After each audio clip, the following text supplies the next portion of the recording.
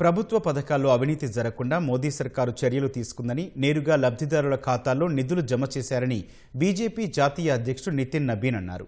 తెలంగాణ అభివృద్ధికి పుష్కరకాలంగా మోదీ సర్కారు నిధులిచ్చిందని గుర్తు చేశారు. విభజన రాజకీయాలు చేస్తున్న వారికి వచ్చే ఎన్నికల్లో బుద్ధి చెప్పాలని పిలుపునిచ్చిన నితిన్ తెలంగాణలోనూ కమలం జెండా ఎగరాలని ఆకాంక్షించారు.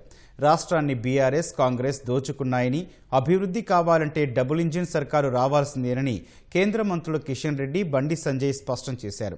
రాష్ట్రంలో ఎన్నికలు ఎప్పుడొచ్చినా కాషాయ జెండా ఎగరటం ఖాయమని నాయకులు ధీమా వ్యక్తం చేశారు. హనుమకొండ ఆర్ట్స్ కళాశాల మైదానంలో బీజేపీ బూత్ అధ్యక్షుల సమ్మేళనం కార్యక్రమానికి కేంద్ర మంత్రులు హాజరయ్యారు. పుష్కర కాలంలో వరంగల్ సమగ్రాభివృద్ధి కోసం కేంద్ర ప్రభుత్వం 17,000 కోట్లు మంజూరు చేసిందని గణాంకాలతో సహా వివరించారు. వచ్చే జనవరి నాటికి రైల్ మ్యానుఫ్యాక్చరింగ్ యూనిట్ ప్రారంభమవుతుందని కిషన్ రెడ్డి పేర్కొన్నారు. उस समय की बीआरएस की सरकार यहाँ के जनता के मेहनत और परिश्रम का पैसा अपने परिवार के उत्थान के लिए खर्च करती थी, यहाँ के जनता के लिए नहीं खर्च। इन 3 वर्षों में इस कांग्रेस की सरकार का जो पुराना मॉडल है, वादा करो पर कभी निभाना मत, नहीं तो कांग्रेस का सरकार की पहचान नहीं बन पाएगी।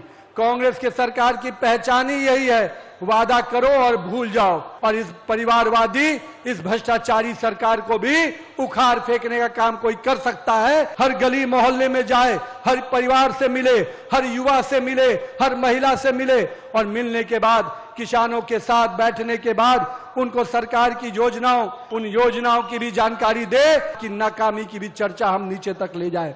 लेकिन मैं धन्यवाद देता हूं उस वारंगल की जनता के तरफ से नरेंद्र मोदी जी को कि उन्होंने पीवी नरसिम्हा राव का भी सपना पूरा करने का काम किया और काजी पेट में जो कारखाना खड़ा होगा वो यहाँ के युवाओं को, यहाँ के नौजवानों को रोजगार का नया अवसर सृजित करेगा। जो वारंगल में लोकल बॉडी चुनाव होने जा रहे हैं, पूरी तरह से भाजपा का कमल खिलना चाहिए मित्रों। 2028 के पहले का सेमीफाइनल ये है मित्रों। इस सेमीफाइनल में यहाँ की सरकार को उखाड़ फेंकेंगे मित्रों।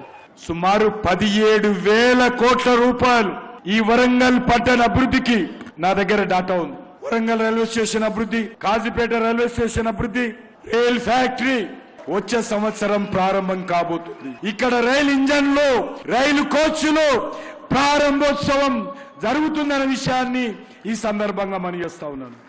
ఎయిర్పోర్ట్ పనులు ప్రారంభిస్తాం.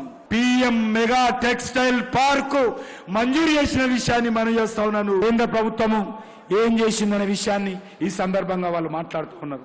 మరి మీరేం చేశారో చూపియండి. తెలంగాణను నిలువునా ఈ 2 పార్టీలు ముంచారు. డబుల్ ఇంజన్ సర్కారుగా ఈసారి భారతీయ జనతా పార్టీకి ఓటేస్తామని బీజేపీ రావాలి.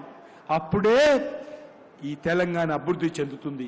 మేము సవాల్ చేస్తున్నాం, ఈ వరంగల్ కార్పొరేషన్ స్మార్ట్ సిటీ చేసిన ఘనత నా నరేంద్ర మోడీ ప్రభుత్వాన్ని.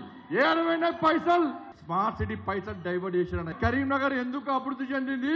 వరంగల్ స్మార్ట్ సిటీగా ఎందుకు అభివృద్ధి చెందలేదు? వరంగల్ ఇచ్చిన పైసలు ఏడవేనయో బీఆర్ఎస్ పార్టీ నాయకులు ప్రశ్నించాలి. చిన్నపాటి వర్షానికే వరంగల్ మునిగే పరిస్థితి, నా స్మార్ట్ సిటీ పైసలు ఏడవేనయో మీరు అడగాలని లేదన్నా. భాగ్యనగర్ తర్వాత కేంద్ర ప్రభుత్వం అత్యధిక నిధులు ఇచ్చినటువంటి ఇలా వరంగల్ కార్పొరేషన్. ఎప్పుడు ఎన్నికలు వచ్చినా తెలంగాణ రాష్ట్రంలో ఎగిరేది కాషాయపు జెండా. ఈ తెలంగాణ గడ్డ మీద ఎగురుతున్న విషయాన్ని ఒక్కసారి గుర్తుంచుకోండి.